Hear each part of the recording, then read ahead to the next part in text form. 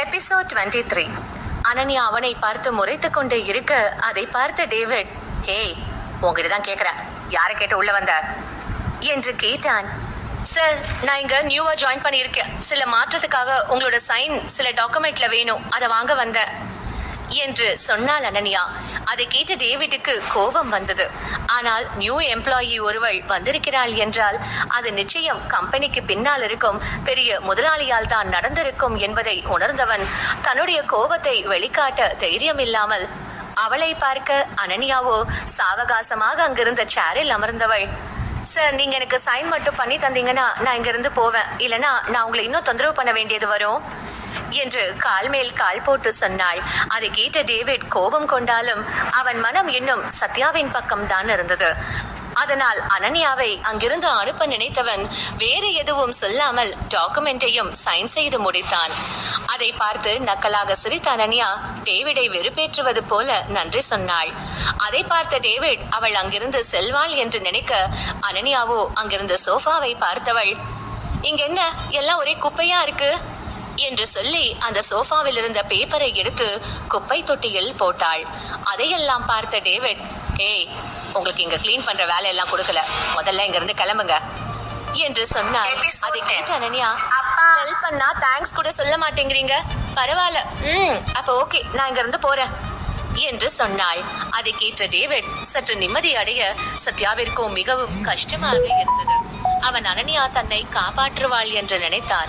இப்போ அவளே செல்கிறாள் எனும் பொழுது அவனுக்கு மிகவும் கஷ்டமாக இருந்தது. இதற்கு மேல் டேவிட் தன்னை ஏதாவது செய்ய நினைத்தால் அவனை கொலை செய்யலாம் என்று நினைத்தான் சத்யா. ஆனால் அதன் பிறகு அவன் எதிர்காலம் என்ன ஆகும் என்ற கவலை அவன் மனதில் இருந்தது. சில அறைகள் எடுத்து வைத்த அனன்யா பிடித்து வைத்த பிள்ளையார் போல அமைதியாக நிற்கும் சத்யாவை திரும்பி பார்த்தாள். ஏய், நீ அங்க நிக்கிற, என் கூட வா என்று அழைத்தாள்.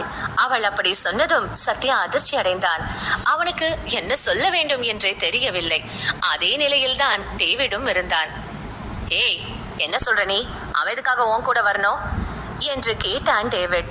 அடடா, நான் தான் நியூ எம்ப்ளாயி, எனக்கு சத்யாவை தான் அசைன் பண்ணி இருக்காங்க. உங்களுக்கு இந்நேரம் விஷயம் வந்திருக்குமே பாஸ், இதெல்லாம் தெரிஞ்சும் ஏன் இப்படி லூசு மாதிரி கேள்வி கேக்குறீங்க என்று முகத்தில் இருந்த புன்னகை மாறாமல் கேட்டாள் அனன்யா. ஏய், என்ன சொல்ற நீ? தெரிஞ்சுதான் பேசுறியா? சத்யா ஏன் ஆளு, அவனை எப்படி நீ வந்து உன் டீமுக்கு கூட்டிட்டு போவ? அதுக்கு நான் எப்படி சம்மதிப்பேன் என்று கேட்டான் டேவிட். அவன் குரலில் கோபம் என்பது அப்பட்டமாக தெரிந்தது. அதை பார்த்த அனன்யா, யாரா இவன் காமெடி பீஸு என்று மனதிற்குள் நினைத்தவள், இங்க பாருங்க மிஸ்டர், தேவையில்லாம டென்ஷன் ஆகாதீங்க. நீங்களும் சத்யாவை என் டீமுக்கு அனுப்ப ஓகே சொல்லிதான் டாக்குமெண்ட்ல சைன் பண்ணிருக்கீங்க. அதுவும் ஒரு காப்பி இல்ல, பல காப்பி சைன் பண்ணிருக்கீங்க என்று சொன்னாள் அனன்யா. அதை கேட்டு டேவிட், ஹேய், நீ என்ன ட்ரிக் பண்ணிட்ட, அதெல்லாம் நான் ஒத்துக்க மாட்டேன் என்று சொன்னான். அட, நீங்க என்ன சார் இப்ப ஒத்துக்கிறது? அதான் சைன் பண்ணிட்டீங்களே, அதோட நான் உங்களை ஏமாத்தல. நான் முன்னாடியே மாற்றத்துக்காக தான் இந்த சைன் வாங்குறேன்னு சொன்னேன், நீங்க கண்டுக்கல, அதுக்கு நான் என்ன பண்றது சார் என்று கேட்டாள் அனன்யா. அதை கேட்டு டேவிட் தான் ஆசையில் எவ்வளவு பெரிய முட்டாள்தனத்தை செய்து இருக்கிறோம் என்று நினைத்து நொந்து கொண்டான். ஆனாலும் அவன் இந்த விஷயத்தை அப்படியே விடுவதாக இல்லை. அவன் சத்யா மீது நீண்ட நாளாக கண் வைத்துள்ளான்.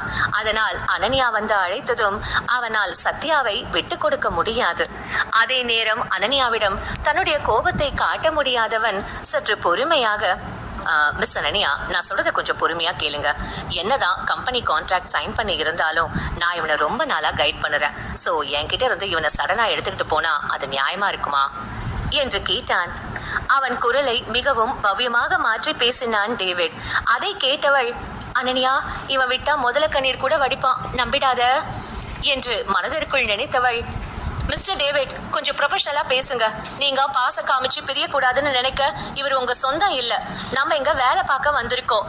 லீட் தான் எனக்கு சத்யாவை அசைன் பண்ணதா சொன்னாரு. உங்களுக்கு வேணும்னா நீங்க அவர்கிட்ட போய் பேசிக்கோங்க என்று சொன்னாள். அதை கேட்ட டேவிட் என்ன சொல்வது என்று தெரியாமல் மௌனமாக அவனை பார்த்த அனன்யா, உங்களுக்கு சொல்றதுக்கு வேற எந்த விஷயமும் இல்லைன்னா நாங்க இங்கிருந்து கிளம்புறோம் என்று சொன்னாள். அதை கேட்ட சத்யா நிம்மதி அடைந்தவன் அனன்யாவுடன் செல்ல போக அவர்கள் முன்னால் வந்து தடுத்த டேவிட், அனன்யா, நீங்க நினைக்கிற மாதிரி இது ஒன்றும் சாதாரண விஷயம் இல்ல. அப்படி எல்லாம் நீங்க சத்யாவை கூட்டிட்டு போக முடியாது. வெயிட் பண்ணுங்க, கொஞ்சம் நான் பேசணும் உங்ககிட்ட என்று சொன்னான். அதை கேட்ட அனன்யா, ஓகே நான் வெயிட் பண்றேன் என்று சொல்லிவிட்டு அங்கிருந்த சோஃபாவில் அமர்ந்தாள். அவள் என்ன ஆனாலும் சத்யாவை தனியாக விட்டு செல்ல விரும்பவில்லை. அவள் செல்லாமல் அங்கேயே அமர்ந்ததை பார்த்து இன்னும் கடுப்பான டேவிட் போனில் பேச ஆரம்பித்தான். அனன்யா அங்கிருந்த பிளாஸ்கில் இருந்த டீயை ஊற்றி குடித்தவள் சத்யாவை பார்த்தாள். அவன் கையில் இருந்து ரத்தம் வந்தது. கொஞ்ச நேரத்திற்கு முன்பு உடைந்த கண்ணாடி பொருளால் தான் அவனுக்கு அந்த காயம் ஏற்பட்டிருந்தது. வாழ்க்கையே காயமாக இருக்கும் பொழுது அவனுக்கு அந்த வலி பெரிதாக தெரியவில்லை. ஆனால் அனன்யாவால் அவனை அப்படி விட முடியவில்லை. இங்க பாருப்பா, உன் கையில இருந்து ரத்தம் வருது, அதுக்கு மருந்து போடு என்று சொன்னவள் தன்னுடைய பேக்கில் இருந்து பேண்டைட் எடுத்து கொடுத்தாள். அதை பார்த்த சத்யா அவள் கையில் இருந்த பேண்டைட் வாங்கி போட்டான். அவன் வேறு எதுவும் சொல்லவில்லை. அவன் கவனம் முழுக்க டேவிடின் போன் மீது தான் இருந்தது. டேவிடின் முகம் போனின் அந்த பக்கத்தில் சொன்னதை கேட்டதும் கருத்து போனது. அதை பார்த்த அனன்யா இதுதான் நடக்கும் என்று யோகித்தவள், மிஸ்டர் டேவிட், உங்களுக்கு தெரிய வேண்டியதெல்லாம் தெரிஞ்சிடுச்சுன்னா நான் இப்ப சத்யாவை கூட்டிட்டு போறேன். இல்ல உங்களுக்கு வேற ஏதாவது தெரியணும்னாலும் சொல்லுங்க என்று சொன்னாள். அதை கேட்டு டேவிட் அமைதியாக இருக்க, சத்யா வாங்க போலாம் என்று அவனை அழைத்து கொண்டு செல்ல போனாள் அனன்யா. அப்பொழுதும் அவளை தடுத்த டேவிட், அனன்யா ஒரு நிமிஷம் வெயிட் பண்ணுங்களேன் என்று சொன்னான் டேவிட். அவன் குரலை கேட்கவோ இல்லை அவன் முகத்தை பார்க்கவோ அனன்யாவிற்கு சுத்தமாக விருப்பம் இல்லை. ஆனாலும் அவள் அதை செய்தாள். இங்க பாருங்க அனன்யா, சத்யா ரொம்ப டேலண்டடான பையன். அதனால நீங்க அவன் கூட ஒர்க் பண்ண ஆசைப்படுறீங்க, எனக்கு புரியுது. ஆனா நான் அவனை இத்தனை நாள் ட்ரெயின் பண்ணி இருக்கேன். சோ என்னால இவனை அவ்வளவு சீக்கிரம் விட்டு கொடுக்க முடியாது. சோ நீங்க என்கிட்ட இருக்க மத்த பெஸ்ட் ஆர்டிஸ்ட எடுத்துக்கோங்க. நான் வேணும்னா உங்களுக்கு ஆக்டர் திலீபனை தரேன் என்று சொன்னான். அதை கேட்டு ஆச்சரியமடைந்த அனன்யா, நிஜமாவா சொல்றீங்க என்று கேட்டாள். அனன்யா ஏற்கனவே டேவிட் வைத்திருக்கும் ஆர்டிஸ்ட் பற்றி எல்லாம் படித்து இருந்தாள். அவன் குரூப்பில் இருப்பதிலேயே திறமையானவன் திலீபன் தான். அவனை விட்டு தருகிறேன் என்று டேவிட் சொல்வதை அனன்யாவால் நம்ப முடியவில்லை. திலீபன் டேவிடின் சொந்தக்காரன். அதனால் தான் திலீபனை முன்னேற்ற நிறைய மெனக்கெட்டு இருந்தான் டேவிட். அதை கேட்ட சத்யாவிற்கு தான் அதிர்ச்சியாக இருந்தது. அவன் அனன்யா தன்னை காப்பாற்றுவாள் என்று நம்பினான். ஆனால் அது ஒன்றும் அவ்வளவு அவசியமில்லையே. என்ன இருந்தாலும் திலீபன் நல்ல ஃபேமஸ் ஆர்டிஸ்ட். எந்த ஏஜென்டாக இருந்தாலும் இந்த வாய்ப்பை தவறவிட மாட்டார்கள். அதனால் அவன் பெரிதாக சோகத்தை காட்டிக்கொள்ளவில்லை. ஆனாலும் டேவிடால் சத்யாவின் மனதை புரிந்து கொள்ள முடிந்தது. அவன் முகத்தில் ஒரு கொடூரமான புன்னகை தோன்றியது. அதே நேரம் அனன்யா டேவிடை பார்த்தவள், மிஸ்டர் டேவிட், நீங்க கொடுத்த டீல் உண்மையாவே நல்லா இருந்துச்சு. ஆனாலும் எனக்கு இது வேண்டாம். நீங்க உங்க ஆட்களையே வச்சுக்கோங்க, எனக்கு சத்யா மட்டும்தான் வேணும் என்று சொன்னாள். இங்க பாருங்க அனன்யா, நான் உங்ககிட்ட நல்லா பேசுறேன்னு நீங்களே உங்களை பெருசா நினைக்காதீங்க. நான் இந்த கம்பெனில எவ்வளவு பெரிய ஆள் தெரியுமா? என்ன பகைச்சுக்கிட்டு உங்களால ஒன்னும் பண்ண முடியாது என்று வீரவசனம் பேசினான் டேவிட். அப்படியா? என்னால ஒன்னும் பண்ண முடியாதா? மிஸ்டர் டேவிட், என்னால என்ன பண்ண முடியும்னு நான் உங்களுக்கு காட்டுறேன். உங்களால என்ன பண்ண முடியும்னு நீங்க முடிஞ்சா காட்டுங்க என்று சொன்னாள் அனன்யா. அவள் அப்படி பேசியதும் டேவிடின் தன்மானம் தூண்டிவிடப்பட்டது. அவன் சத்யாவை பார்த்து, சத்யா, இத்தனை நாள் நான் தான் உன் கூட இருந்திருக்கேன். இப்ப புதுசா வந்த பொண்ணை நம்பி போக போறியா, இல்ல நீ என் கூடவே இருக்க போறியா என்று கேட்டான். அதை கேட்ட சத்யா, உன்னை தவிர நான் வேற யார வேணும்னாலும் தைரியமா ஃபாலோ பண்ணுவேன் என்று சொன்னான். அதை கேட்ட டேவிட் ஆச்சரியம் கொள்ள அனன்யா சத்யாவை அழைத்து கொண்டு பெருமையாக வெளியே வந்தாள். வெளியே வந்த சத்யா வேண்டும் என்றே கதவை அரைந்து சாத்தினான். அதை பார்த்த டேவிட், இப்படி திமிரா பண்ணிட்டு போனா நிச்சயம் அனுபவிப்பீங்க என்று கத்தினான். ஆனால் அதையெல்லாம் அவர்கள் இருவரும் கொஞ்சம் கூட கண்டுகொள்ளவில்லை. அனன்யா அவனை தன்னுடைய கேபினுக்கு அழைத்து சென்றவள் அவனை சேரில் அமர்த்திவிட்டு கையில் மருந்து போட ஆரம்பித்தாள். எப்பவும் கையில அடிபட்டா மருந்து போட்டுக்கோ, எல்லா நேரமும் நான் என் ஆர்டிஸ்ட் காயத்தோட இருக்கிறத விரும்ப மாட்டேன் என்று சொன்னாள். அவனுக்கு மருந்து போடும் போதுதான் சத்யா எவ்வளவு அழகாக இருக்கிறான் என்று அவளுக்கு புரிந்தது. முன்பு இருந்ததை விட அவன் இப்பொழுது இன்னும் அழகாக இருப்பதாக உணர்ந்தாள். அவன் மட்டும் நடந்து சென்றால் ரோட்டில் செல்லும் அனைவரும் அவனை திரும்பி பார்ப்பார்கள். அப்படிப்பட்டவன் இப்படி இருப்பது அவனுக்கு வித்தியாசமாக இருந்தது. அவனுக்கு மருந்து போட்டவள், சத்யா, நான் உன்னோட ஏஜென்ட் இனிமே. சோ நீ நான் என்ன கேட்டாலும் வெளிப்படையா பதில் சொல்லணும். அதுதான் நமக்கு ஹெல்ப் பண்ணும். நான் உன்கிட்ட சில விஷயம் கேட்கவா என்று கேட்டாள் அனன்யா. அதை கேட்டவன் சரி என்றான். உன் வயசு என்ன என்று கேட்டாள் அனன்யா. 22 என்று சொன்னான் சத்யா. அதன் பிறகு அவள் ராசி, நட்சத்திரம், கேர்ள் ஃபிரெண்ட் எல்லாம் கேட்டாள். அவனும் பதில் சொன்னான். அதையெல்லாம் கேட்டவள், சரி பெட்ரூம் சீன்ல நடிச்சிருக்கியா என்று கேட்டாள்.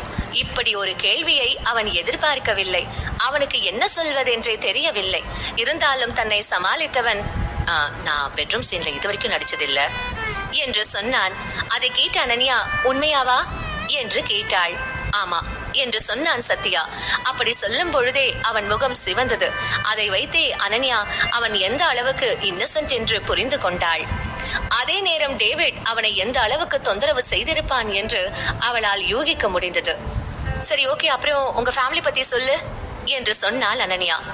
எங்க அம்மா அப்பா டைவர்ஸ் வாங்கிட்டாங்க. நான் இப்போ என் தங்கச்சி அம்மு கூட இருக்கேன் என்று சொன்னான் சத்யா. இப்ப புரியுது. இந்த பையனுக்கு சப்போர்ட் பண்ண பெரிய ஃபேமிலி இல்ல, அதான் அந்த பெருச்சாலி தன்னோட வேலையை காட்ட பார்த்திருக்கான் என்று நினைத்தவள் அதன் பிறகு அவனுடைய வேலையை பற்றி கேட்டாள். அதை கேட்டதும் சத்யா கோபம் கொண்டான். ஏனென்றால் கடந்த சில நாளில் அவனுக்கு எந்த வேலையும் டேவிட் கொடுக்கவில்லை. இப்படிதான் 2 வருடமாக செய்து கொண்டிருக்கிறான். அதை அனன்யாவிடம் சொன்னான். ஆமா, இங்க உனக்கு வேலை சரியா இல்ல, செலவுக்கு என்ன பண்ணுவ நீ என்று கேட்டாள் அனன்யா. அதுவா, நான் ஏதாவது கிடைக்கிற பார்ட் டைம் ஜாப் பண்ணுவேன் என்று சொன்னான் சத்யா. அதை கேட்ட அனன்யா, ஆமா நீ எதுக்கு பார்ட் டைம் ஜாப்லாம் பண்ற? கம்பெனி தான் பேசிக் சேலரி ப்ரொவைட் பண்றாங்களே என்று கேட்டாள் அனன்யா. அதை கேட்ட சத்யா எதுவும் சொல்லவில்லை. அவன் முகத்தை பார்த்தே யதார்த்தம் உணர்ந்த அனன்யா கோபமாக டேவிட்டிற்கு அழைத்தாள். அவன் அனன்யாவின் நம்பரை வைத்திராததால் அனன்யாவின் போனை உடனே எடுத்தான். உடனே கோபமான அனன்யா, மிஸ்டர் டேவிட், நீங்க என் ஆர்டர் சத்யாவுக்கு கொடுக்காம விட்ட பேசிக் சேலரிய உடனே செட்டில் பண்ணுங்க, இல்லனா நான் இந்த விஷயத்தை ஹையர் அபிஷியலுக்கு கொண்டு போவேன் என்று சொன்னாள். ஏய், உனக்கு என்னடி அவ்வளோ திமிரு? வந்ததுல இருந்து நானும் பார்த்துட்டு இருக்கேன், ஓவரா துள்ளுற.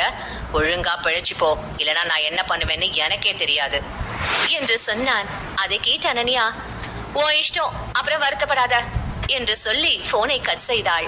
அவள் போனை கட் செய்த அடுத்த 10வது நிமிஷம் போன் வந்தது. டேவிட் தான் அழைத்தான். டேவிட் உடனே, ஏய் என்னடி நீ ஓவரா பண்ற? ஆள் தெரியாம மோதுற, அப்புறம் காணாம போயிடுவ என்று சொன்னாள். அதை கேட்ட அனன்யா, டேய் உன்னால முடிஞ்சத பாருடா என்று கெத்தாக சொன்னாள்.